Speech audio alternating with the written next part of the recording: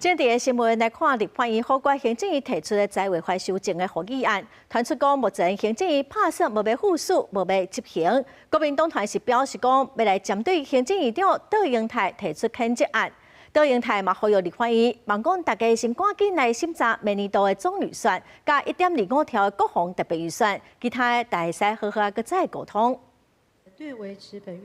立法院会顶礼拜法官行政院提出的再修版财委法的合议案，传出府院的高层确定无要执行这版的财委法，和国民党团批评讲，行政院长杜英泰已经合议8摆失败，阁无要落台，阁讲要提出谴责案。中央集权又集钱，不愿意把财源下放才是真正的原因，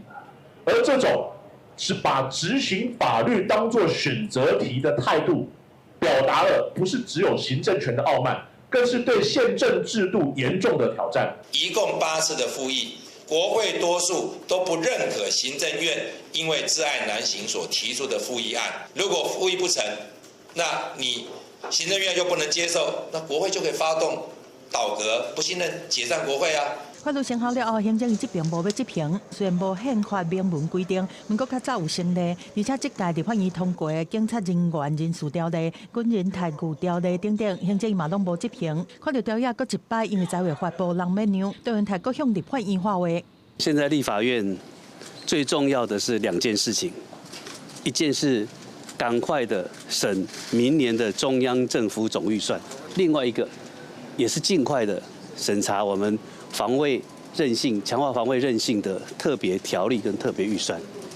这2件，一件关系人民，一件关系国家的主权跟安全，其他的都可以坐下来谈，